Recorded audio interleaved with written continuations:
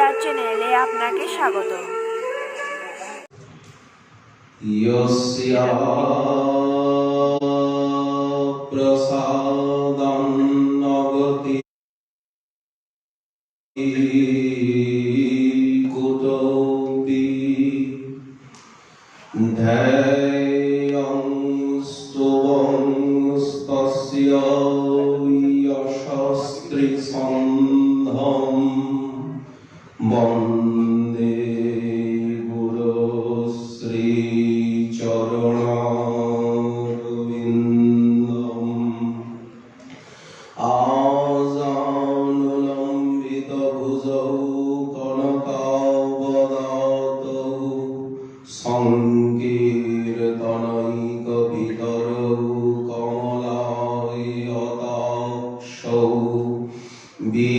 विश्वम्भरौ द्विजवरौ जुगधर्मपालौ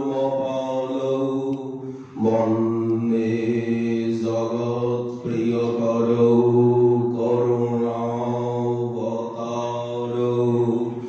नमस्त्रिकालशक्ताय जगन्नाथसुताय च सवेताय सपुत्राय सकलत्राय ते नमः। वरहाभिराभिरामं मृगमलतिलकं कुण्डलाक्रान्तगण्डं कञ्जाक्षं कम्बुकण्ठं स्मितशुभगमुखं स्वाधरेण स्तवेणु श्यामं शान्तं त्रिभङ्गं रविकरवसनं भूषितं वैजयन्ता वन्दे वृन्दावनस्थं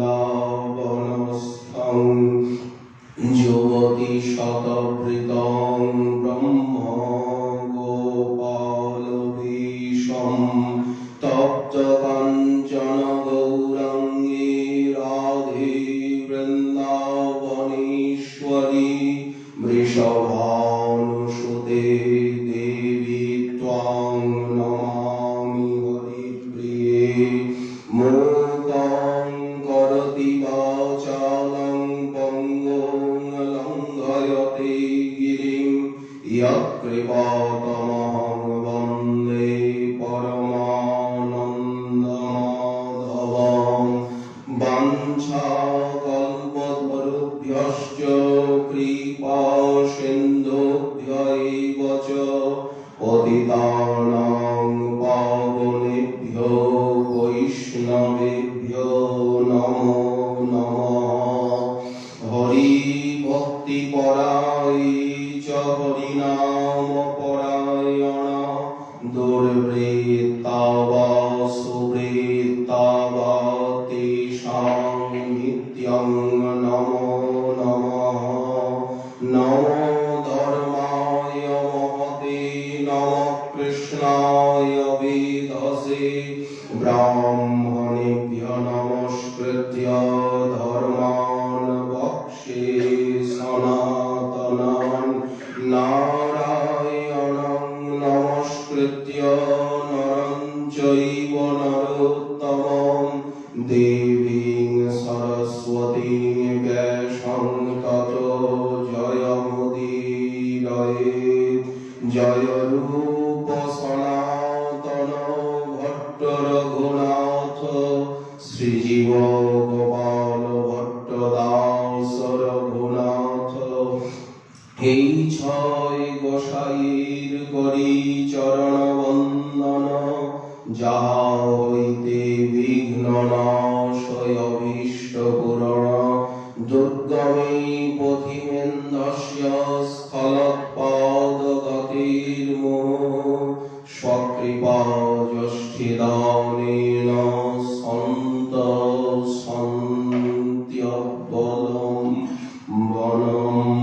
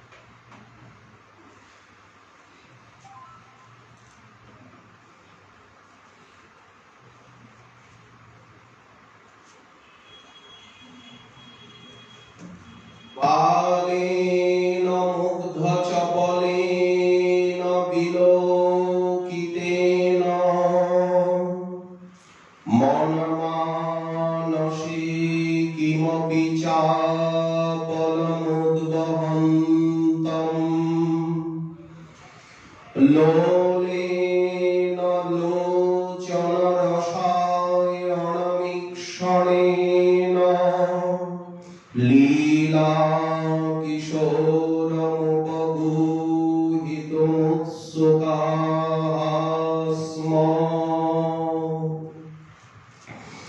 পরম অনুরাগী কৃষ্ণ ভক্ত চূড়ামণি পরম রসিক শ্রীপাদ কবীন্দ্র লীলাসুখ তিনি তার শ্রীকৃষ্ণ কর্ণামৃতে 35 সংখ্যক শ্লোকে শ্রী রাধারানীর বাণীর অনুবাদ করতে গিয়ে স্বামীর কৃপায় ওনার হৃদয়ে স্ফূর্তি পেয়েছে এই মাধুর্যময়ী রসময়ী ভক্তি। রাধারানীর বাণীরই উনি অনুবাদ করছেন। বললেন বালেন মুগ্ধ চপলেন বিলোকিতেন মনমানসে কিমপি চাপলমুদ্বহন্তম লোলেন লোচন রসায় অনমীক্ষণেন লীলা কিশোরমুপগূহিতমুৎসুকাস্মঃ। যিনি বালেন কোমলেন মুগ্ধ চপলেন, কোমল মুগ্ধ এবং চপল দৃষ্টির দ্বারা গোবিন্দের দৃষ্টি কেমন? কোমল মুগ্ধ এবং চপল দৃষ্টি। আমার মানসে মন মানসে কোন কিমপি চাপল্যম উদ্বহন্তম অনির্বচনীয় চাঞ্চল্যের সৃষ্টি করছে। আমাকে উনি এত চঞ্চল করছেন কেন? সেই লোচন রসায়ন লীলা কিশোরম, লীলাময় লীলা পুরুষোত্তম লীলা কিশোর। সাক্ষাৎ তো আমি তাকে পাবো না, অন্তত সতৃষ্ণ নয়নের দৃষ্টির দ্বারা উনি যেমন আমাকে নয়নে চঞ্চল করছেন চাহনিতে, আমিও সতৃষ্ণ নয়নের দৃষ্টির দ্বারা তাকে আলিঙ্গন করতে আর উৎসুক হয়েছি। রাধারানী তিনি সতৃষ্ণ নয়ন চাহনির দ্বারা গোবিন্দকে আলিঙ্গন করতে চান। শ্রীল কৃষ্ণদাস কবিরাজ গোস্বামী চরণ তিনি এই শ্লোকের যে সরস মধুর ব্যাখ্যা করেছেন, মহাপ্রভু যেভাবে গম্ভীরায় এই কৃষ্ণ কর্ণামৃতমকে প্রতি নিশীথে উনি রামানন্দ রায় স্বরূপ দামোদরের সঙ্গে আস্বাদন করেন, সেই আস্বাদন পরিপাটি বা তার পদ্ধতি শ্রীপাদ রঘুনাথ দাস গোস্বামী পাদের শ্রীমুখে জেনে আর কবিরাজ গোস্বামী পাদ রচনা করেছেন কৃষ্ণ কর্ণামৃতের সরস মধুর ব্যাখ্যা সারঙ্গরঙ্গদা। শ্রীল কবিরাজ গোস্বামী পাদ তিনি জানাচ্ছেন যে শ্রীকৃষ্ণের দর্শন উৎকণ্ঠায় রাধারানী অতিশয় কাতরা। সখীগণ তাকে বলছেন, রাধে, ও রাধে, তুমি তো তাকে কৃপালু বলে জানো, তিনি তো পরম কৃপাময়, আপনি আসবেন, এতখানি ব্যাকুল হওয়ার প্রয়োজন কি? যার জন্য তুমি এত ব্যস্ত সমস্ত? সখীগণের এই কথা শুনে প্রণয় রসভরে রাধারানী রুষ্টা, ওরা আমাকে সান্ত্বনা দিচ্ছে, উনি আসবেন। শ্রীকৃষ্ণের দোষ দেখিয়ে সবাই শ্রীকৃষ্ণের গুণ বলেন, গুণ দেখেন, ওর দোষ দেখবার জো নেই। কারণ ওনার দোষ দেখেছি বলেই এই সংসার কারাগারে এসে পড়েছি। ওনাকে ভুলে, ওনার তত্ত্ব মহত্ব অস্বীকার করেই তো জীবের এখানে আসা। উনি গীতায় কি বললেন? অবজানন্তি মাং মূঢ়া, যারা মূঢ় তারা আমাকে অবজ্ঞা করে। কেন ঠাকুর তোমাকে অবজ্ঞা করে? বললেন, মম ভূত মহেশ্বরম, আমি যে সর্বভূতের মহেশ্বর, অধীশ্বর, সর্বভূতের শরীর, আমার পরম ভাবম অজানন্ত, আমার সচিদানন্দময় স্বরূপকে না জেনে আমাকে সাধারণ মানুষ বলে জ্ঞান করে, অবজ্ঞা করে। তো তোমাকে যদি অবজ্ঞা করলোই দুনিয়া লোক, তাতে তোমার কি আসে যায়? বললেন, আমার আসে যায় তো বটেই, কিন্তু আমি ওদের দিকে তাকিয়ে দুঃখী। মোঘ আশা, মোঘ কর্মাণ, মোঘ জ্ঞান বিচিতস, তাদের সমস্ত আশা ভরসা জ্ঞান সব নাকি বৃথা। আমার দোষ দেখে বলে আসুরিক রাক্ষসী ভাবকে, স্বভাবকে তারা প্রাপ্ত, জন্ম জন্ম নরকাদি ক্লেশ ভোগ করে। এই গীতায় বারবার উনি আক্ষেপ করেছেন। তো শ্রীকৃষ্ণের দোষ দেখবার উপায় নেই, কিন্তু এই মধুর রসে ব্রজবালাগণ বারবার শ্রীকৃষ্ণের দোষ দেখেন। তা না হলে মাধুর্যময়ী এই ভক্তি হবে না। ব্রজবালাগণ শ্রীকৃষ্ণের দোষ ভাবেন এবং বলেন। এখানে শ্রীকৃষ্ণের মধ্যে যে দোষ, সেগুলি সেই নির্দোষ বদান্য অখিল কল্যাণ গুণ নিলয় করুণা সিন্ধু প্রভুর, এটি সেই লীলা মাধুরী ছাড়া আর কিছুই নয়। সর্বোপরি রাধারানী। সখীগণ বলছেন, তুমি তো তাকে কৃপালু বলে, নিশ্চয়ই তিনি তোমাকে দর্শন দেবেন। তুমি এতখানি ব্যাকুল কেন হচ্ছ? তার উত্তরে শ্রী রাধারানী প্রণয় রোষ ভরে ভালোবাসার থেকে সুযোগ পাই না।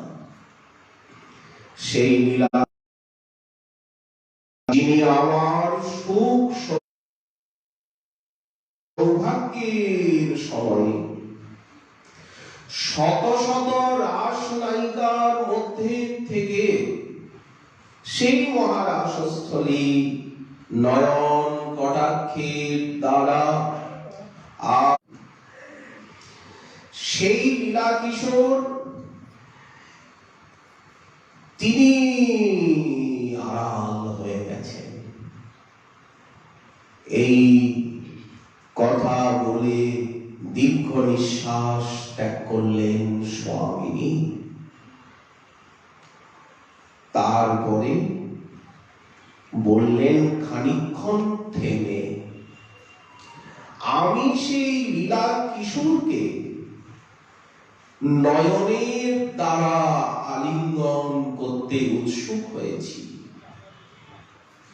নয়নের দ্বারা আলিঙ্গন বললেন, সাক্ষাৎ ভাবে যখন পাবো না তখন অন্তত তাকে যদি নয়নের দ্বারাও আলিঙ্গন করতে পারতাম।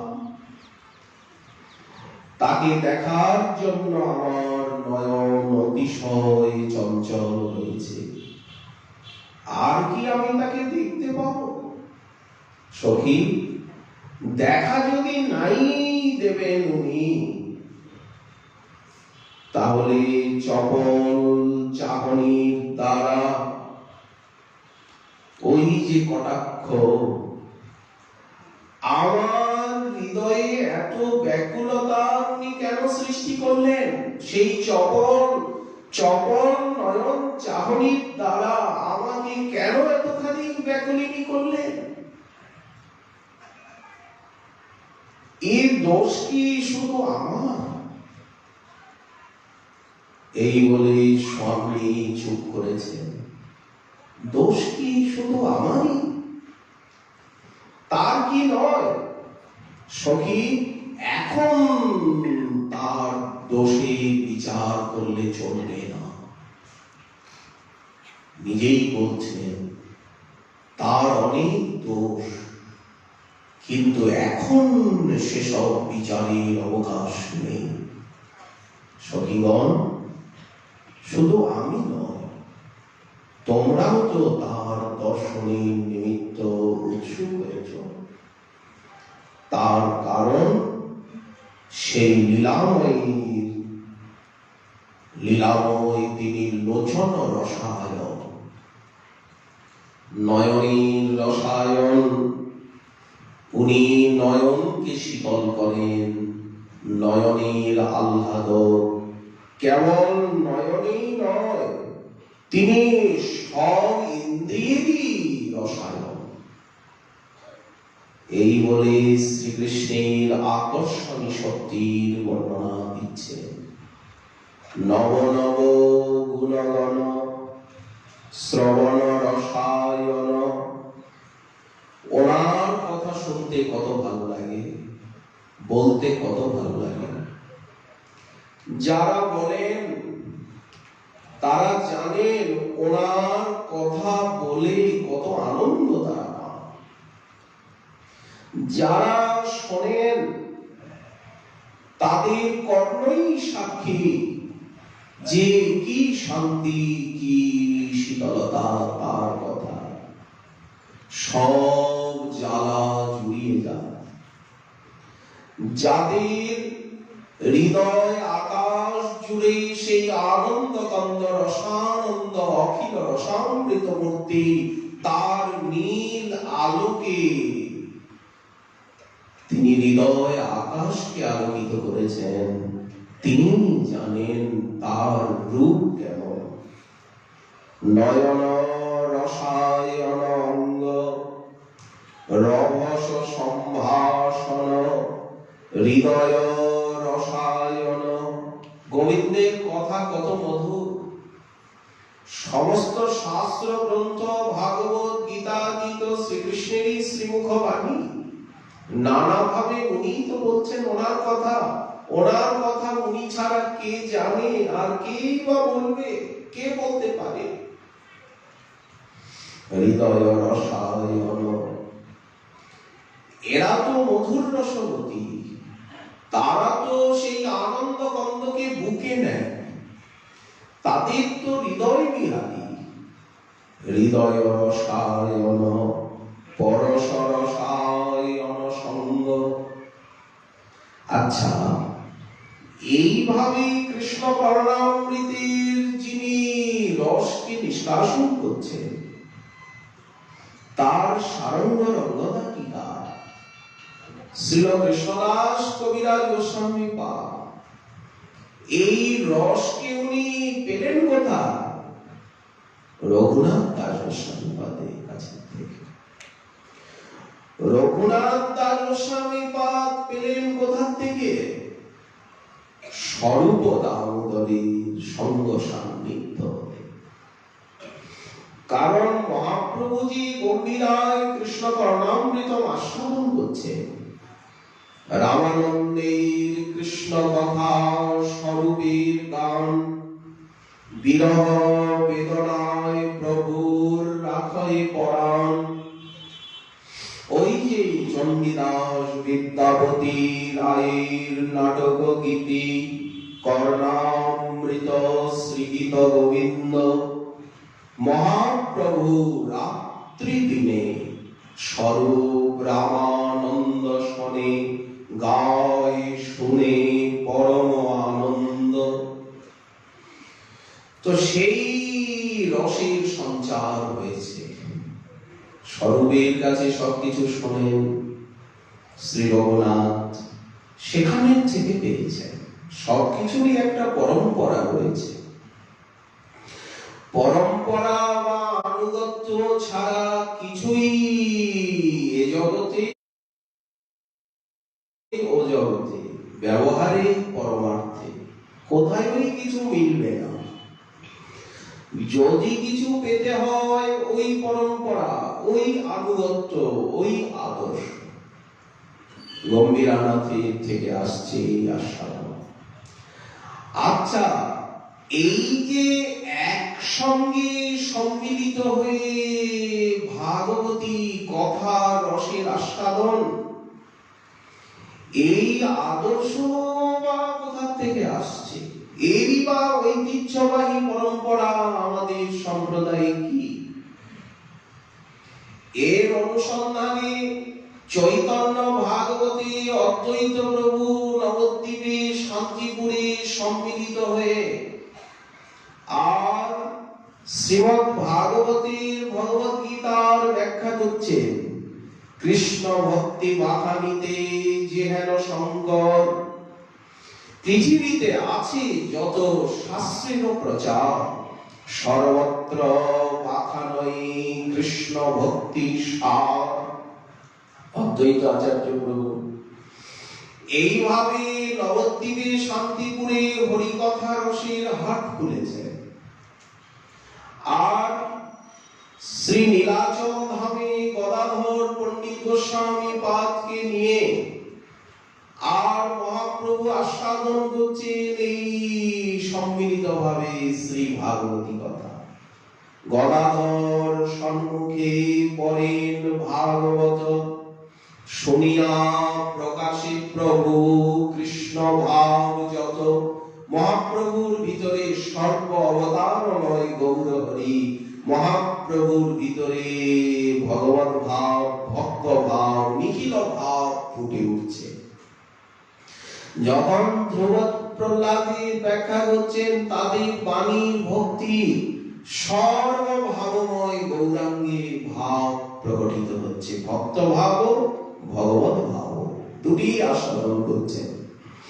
ধ্রুবের চরিত্র আর প্রহ্লাদ চরিত্র শতাবৃত্তি করিয়া এক একটা শ্লোক শত শতবার করে আস্বাদন করছে, কিছুতেই তৃপ্তি আসে না। এমন অশ্রু, সামনে তালপাতার পুঁথি, সেকালের দিনে তো তালপাতারই পুঁথি, মহাপ্রভুর নয়ন জলে পিচকারির মতো জল বেরোচ্ছে, গদাধরের নয়নে জল পুঁথি ভিজে যাচ্ছে। যখন শ্রীনিবাস আচার্য প্রভু গদাধর পণ্ডিত গোস্বামী পাদের কাছে ভাগবত অধ্যয়ন করতে গেলেন, তখন গদাধর পণ্ডিত গোস্বামী পাদ সেই পুঁথি এনে শ্রীনিবাসকে দেখাচ্ছেন, এই পুঁথিতে তো তোমাকে পড়াতে পারবো না বাবু, কারণ শ্লোকগুলি চোখের জলে অস্পষ্ট হয়ে গেছে। কেমন আনন্দ অনুভূতি! সেই গদাধর পণ্ডিত গোস্বামী পাদেরই প্রিয়তম শিষ্য আমাদের রঘুনাথ ভট্ট গোস্বামী পাদ। উনি ওখানের থেকে মহাপ্রভুর আজ্ঞায় এই ভাগবতীয় রসকথা ধারা শ্রী বৃন্দাবনে নিয়ে এলেন। উনি বৃন্দাবনে পরিবেশন করছেন। দৈন্যের মূর্তি আমাদের শ্রীরূপ সনাতন ব্যাসাসনে বসেন না, দৈন্য ঘরে আচার্যত্বকে পর্যন্ত স্বীকার করেন না। সোনার মন্দির ত্যাজি তরুতলে বাস। মহাপ্রভু আচার্য করেছেন, দুই সেনাপতিকে পাঠাইলা বৃন্দাবনে, কিন্তু সেনাপতি নিজেকে সেনাপতি মনে করলে তো রঘুনাথ ভট্ট গোস্বামী পাদকে উঁচু আসনে বসিয়ে আর নিজেরা নিচে বসে শোনে। আজ সেই রঘুনাথ ভট্ট গোস্বামী পাদ, শ্রীল রঘুনাথ দাস গোস্বামী পাদ এবং শ্রীল কৃষ্ণদাস কবিরাজ গোস্বামী পাদের নির্যাম তিথি আরাধনা দিবস। এই জন্যই এইসব কথা মনে পড়ছে যে জয় জয় রঘুনাথ ভট্ট গোসাই, রাধা কৃষ্ণ গুণগানে দিবানিশি নাহি জানে, তুলনা দিবার নাহি ঠাই। মহাজনের পদাবলী সাহিত্য কত মধুর। রাধা কৃষ্ণ গুণগানে দিবানিশি মন্ত, তুলনা দিবার নাহি ঠাই। চৈতন্যের প্রেম পাত্র, তপন মিশ্রের পুত্র, বারাণসী ছিল যার বাস। নিজ গৃহে গৌরচন্দ্রে পাইয়া পরমানন্দে, সেবন করিলা 2 মাস। মহাপ্রভু 2 মাস কাশীধামে ছিলেন, যেখানে বিন্দু মাধব আছেন, বিন্দু মাধব মহল্লায়। সেখানে রঘুনাথ ভট্টের গৃহ, তপন মিশ্রের গৃহ, আজও স্থানটি রক্ষিত। 2 মাস ভট্টপাদ তিনি মহাপ্রভুর সেবা করলেন। কতদিন গৃহে থাকি?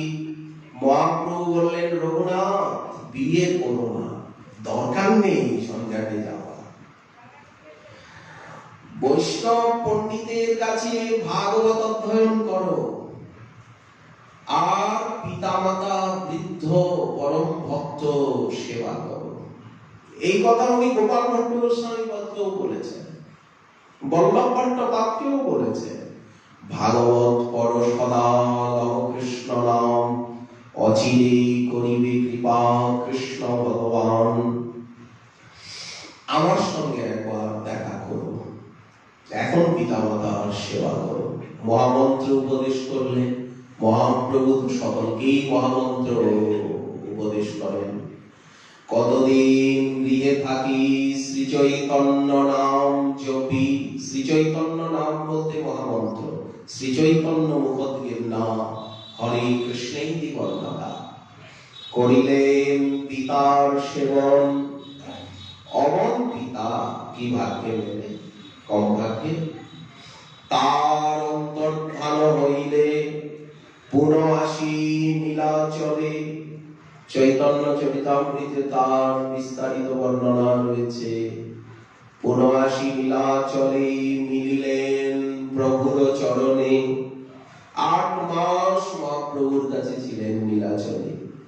মহাপ্রভু কৃপা করি নিজ শক্তি সঞ্চারী, পাঠাইয়া দিলা বৃন্দাবনে। এই পারিজাতের চারাকে উনি এখানে রেখে কি করবেন? বৃন্দাবন সেই কল্পবৃক্ষময় বন, চিন্তামণিময়ী ভূমি, ওখানেই এই কল্প বৃক্ষ কল্প বল্লী মানাবে, ভট্ট তুমি বৃন্দাবনে গিয়ে থাকো। এই বলে আলিঙ্গন করে সর্ব শক্তি সঞ্চার করে জগন্নাথের প্রসাদী 14 হাত তুলসীর মালা আর জগন্নাথের প্রসাদ আদি দিয়ে বৃন্দাবনে পাঠিয়ে দিলেন। কান্নার কি রয়েছে, আমি তো সবসময় কাছে আছি। প্রভু শিক্ষা মনে গণি, কতখানি কষ্ট ব্যথা বেদনা সারা জীবন ভোগ করতে হলো, যে মহাপ্রভু কাছে রাখলেন না, দূরে বৃন্দাবনে পাঠিয়ে দিলেন। কিন্তু মহাপ্রভুর শিক্ষা, আজ্ঞা পালন, আদেশ পালনই তো বড়, নিজের সুখ সুবিধার দিকে তাকানো তো বড় নয়। তাই দেখাচ্ছেন লোকনাথ গোস্বামী পাদ সারাটি জীবন কি মর্মান্তিক আত্মদাহ কষ্ট ভোগ করলেন। ওই যে একবার মহাপ্রভু তাকে নবদ্বীপ থেকে পাঠিয়ে দিলেন, আর এত ছোটাছুটি করেও ওনাকে দর্শনই দিলেন না, বৃন্দাবনের বাইরেও যেতে আদেশ করলেন। এই বিরোধী গৌর পরিকর প্রভু শিক্ষা মনে গণি, আসি বৃন্দাবন ভূমি, মিলিলেন রূপ সনাতনে। দুই ভাই তারে পাইয়া পরম আনন্দ হইয়া, তখন তো সংখ্যা খুবই কম। রাধা কৃষ্ণ কথা রসে ভাসে, অশ্রু পুলক কম্প। এই যে রাধা কৃষ্ণ কথা রসে ভাসে, কথা শুনতে শুনতে বলতে বলতে ভাবতে ভাবতে অশ্রু কম্প পুলক হচ্ছে, লীলার দর্শন হচ্ছে। এখানেই তো লীলা চলছে। লীলা কথাকে আশ্রয় করলেই সেই লীলা জগৎ প্রকাশ পাবে। অশ্রু পুলক কম্প নানা ভাবাবেশ অঙ্গ, সদা কৃষ্ণ কথার উল্লাসে সকল বৈষ্ণব সঙ্গে। এই যে সকল বৈষ্ণব সঙ্গে যমুনা পুলিনের অঙ্গে একত্র হইয়া প্রেম সুখে শ্রী ভাগবতী কথা অমৃত সমান গাথা। ওখানে যমুনা পুলিনে কথা হচ্ছে, এখানে গিরিরাজ গোবর্ধন হরিদাস বর্জ্য তার সানুপ্রদেশে রাধা কুণ্ড তটে নিভৃত নিকুঞ্জের ভিতরে কৃষ্ণ কথা হচ্ছে। এখানে বৃক্ষলতা বিমণ্ডিত শ্যামলিমা পূর্ণ নিকুঞ্জ মন্দির ছাড়া আর কিছুই নাই। বাকি যা কিছু দেখছি বললেন এটা দুর্ভাগ্যবশত এই নয়নের দোষেই দেখছি তদ্দুয়ার যা কিছু। সকল বৈষ্ণব সঙ্গে যমুনা পুলিনের অঙ্গে একত্র হইয়া প্রেম সুখে শ্রী ভাগবতী কথা অমৃত সমান গাথা নিরবধি শুনে যাওয়ার মুখে অপূর্ব বৈরাগ্য সীমা। বৈরাগ্য ছাড়া তো এই রসে প্রবেশ হবে না, কারণ বৈরাগ্য বিদ্যা নিজ ভক্তি যোগ, ত্যাগ, দৈন্য এবং শাস্ত্র জ্ঞান, এই তিনের সমাবেশ জীবনে না এলে এই নিগুড় রস দেশে প্রবেশ হয় না। এই জন্য সুনির্মল কৃষ্ণ প্রেমা সুস্বর অমৃতময় পানি পশু পক্ষী পুলকিত, যার মুখে কথামৃত শুনিতে পাষাণ হয় পানি, পাষাণ বিগলিত হয় কৃষ্ণ কথা শ্রবণে। এই কৃষ্ণ কথা রসধারার প্রবাহ শ্রী রঘুনাথ ভট্ট গোস্বামী পাদ। লীলা তো নিত্য, লীলা তো চলছে, আজও তো তারা আছে। তেমনি আমাদের শ্রী রঘুনাথ দাস গোস্বামী পাদ শ্রী চৈতন্য কৃপা হইতে তিনবার শান্তিপুরে সন্ন্যাসী মহাপ্রভুকে দেখলেন। মহাপ্রভু ফিরিয়ে দিলেন, যাও শ্রী চৈতন্য কৃপা হইতে পারলে হরিদাস ঠাকুরের কৃপা থেকে রঘুনাথ দাস চিতে পরম বৈরাগ্য উপজিল। দ্বারা গৃহ সম্পদ সবই তো ছিল, নিজ রাজ্য অধিপদ মল প্রায় সকলই ত্যাজিল। যবে রূপ সনাতন ব্রজে গেলা দুজন, শুনইতে রঘুনাথ দাস ইন্দ্র সম সুখ যার নিজ রাজ্য অধিকার। ছাড়িয়া চলিলা প্রভু পাশ, উঠি রাত্রি নিশা ভাগে জানিবা প্রহরী জাগে। পথ ছাড়ি বিপথে চলিলা মনদ বেগে সদা ধায়। ক্ষুধা তৃষ্ণা নাহি ভয় দিবানিশি কিছু না জানিলা। একদিন সন্ধ্যাকালে গোবাখানে ভিক্ষা ছলে হা চৈতন্য বলিয়া বসিলা। কে তুমি নবাগত? এক গোপ দুগ্ধ দিল, তাহা খাইয়া বিশ্রামিল। সেই রাত্রি তথাই বঞ্চিলা। যে অঙ্গ পালঙ্ক বিনে ভূমি শয্যা নাহি জানে, আজ সে অঙ্গ বাথানে গড়ি যায়। যে ঘোড়া দোলা বিনে পদব্রজ নাহি জানে, সে পথ চলয় রাঙা পায়। যে থাকিতে দণ্ডচারী তোলা জলে স্নান করি, সররস করিত ভোজন। এবে যদি কিছু পায় সন্ধ্যাকালে তাহা খায়, না পাইলে অমনি গমন। 12 দিনের পথ যাইয়া আদি সপ্তগ্রামের থেকে নীলাচল যেতে 12টি দিন লেগেছিল। অনেক রাস্তা অতিক্রম করে করে করে করে 12 দিনের পথ যাইয়া 3 সন্ধ্যা অন্ন খাইয়া, মাত্র 3 সন্ধ্যা অন্ন পেয়েছেন। উত্তরিলা নীলাচলপুরে, এই কি সেই মধুর নীলাচলে এলাম? দূরে দেখি শ্রীমন্দির, ওই তো নীল চক্র পতিত পাবন বানা বড় দেউল। দূরে দেখি শ্রীমন্দির, নয়নে গলয়ে নীল। হা চৈতন্য ডাকে উচ্চেশ্বরে, পুরশ্চর্যা কৃষ্ণ নামে।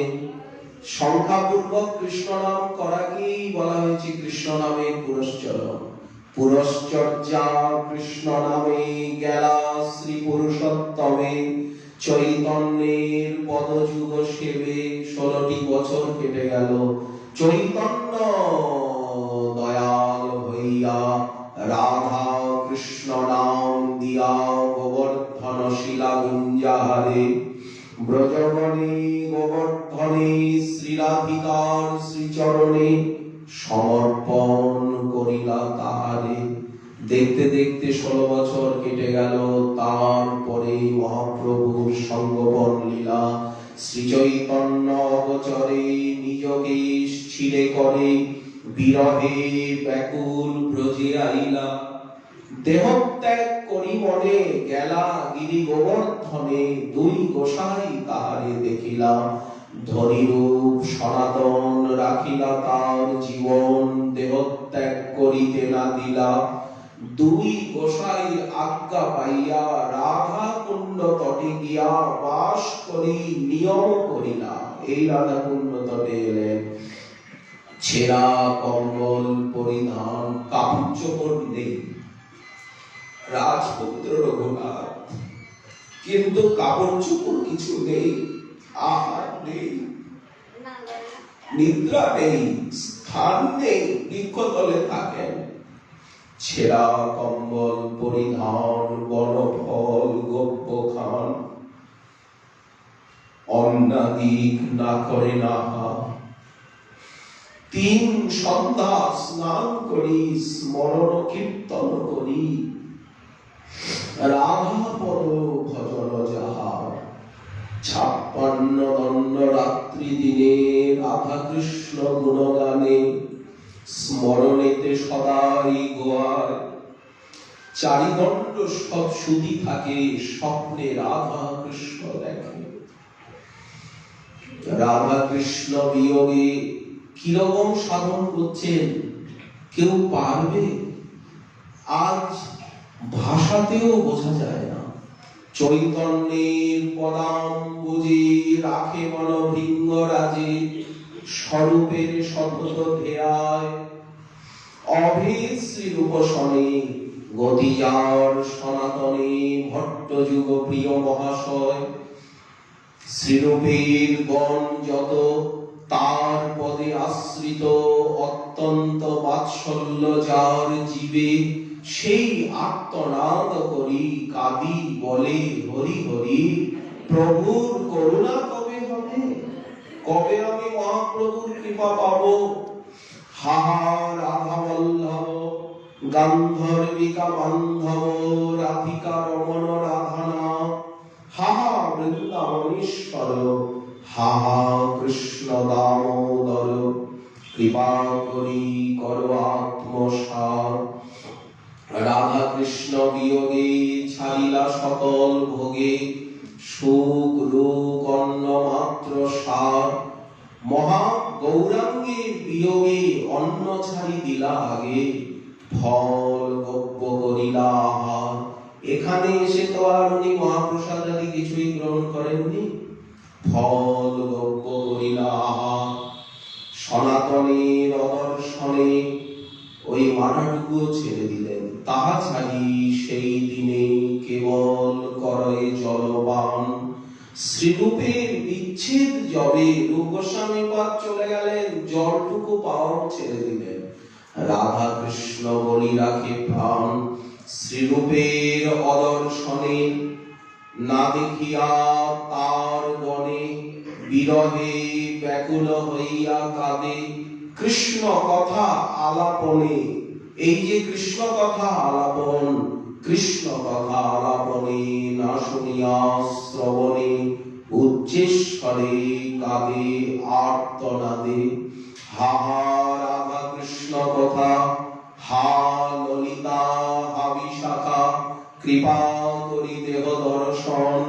হা চৈতন্য মহাপ্রভু, হা স্বরূপ মোর প্রভু, হা প্রভু রূপ সনাতন। এই মত অবস্থায় কি কেউ গ্রন্থ লিখতে পারে? কিন্তু সনাতন গোস্বামী পাদের আদেশে, রূপ গোস্বামী পাদের আদেশে এই মত অবস্থাতেও মনে যে সমস্ত ভাবনা আসছে, অনুভূতি আসছে, আমাদের জন্য লিপিবদ্ধ করে রাখছেন। আর যদি তারা লিপিবদ্ধ না করতেন, তাহলে আমরা এসে কি কিছু পেতাম? যদি তারা এই স্থানে না আসতেন, তাদের সম্বন্ধই তো আমাদেরকে টেনে এনেছে, আমরা কি এই বৃন্দাবন ধামে আসতে পারতাম? এই মতো অবস্থাতেও গ্রন্থ লিখছেন। হাহা রাধা কৃষ্ণ কথা, হা ললিতা বিশাখা, কৃপা করি দেহ দর্শন। হা চৈতন্য মহাপ্রভু, হা স্বরূপ মোর প্রভু, হা প্রভু রূপ সনাতন। কাঁদে গোসাই রাত্রি দিনে, পুরী যায় তনু মনে, খেলে অঙ্গ ধুলায় ধূসর। চক্ষু অন্ধ, আর চোখে দেখছেন না। অন্ধ নয়, চোখে এত জল, কি দেখবেন? আর চোখ মেলেনি না, কি দেখবো, কাকে দেখবো, কেন দেখবো? চক্ষু অন্ধ অনাহার, আপনার দেহ ভার, বিরহে হইল জড়জড়। নিজেই লিখছেন তার স্বনিয়ম দশকে, সবাই যখন আমাকে ছেড়ে চলে গেছে, এখন একটাই ভরসা, করুণাময়ী রাধারানী অতি শীঘ্র তার সেবার রাজ্যে নিজ চরণে আমাকে নিয়ে চলুন। এই চক্ষু অন্ধ অনাহার, আপনার দেহ ভার, বিরহে হইল জড়জড়। রাধা কুণ্ড তটে পড়ি, সঘনে নিঃশ্বাস ছাড়ি। মুখে বাক্য না হয় স্ফুরণ, মন্দ মন্দ জিহ্বা নড়ে। প্রেম অশ্রু নেত্রে পড়ে, মনে কৃষ্ণ করেন ভাবন। সেই রঘুনাথ দাস পুরাহ মনের আশ, এই মোর বড় আছে সাধ, এ রাধা বল্লভ দাস, মনে বড় অভিলাষ।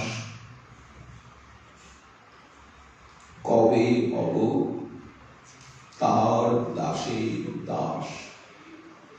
শ্রীমন মহাপ্রভু কৃপা হলে আগামীকাল আবার ওই বিষয়ে আসবো। আজ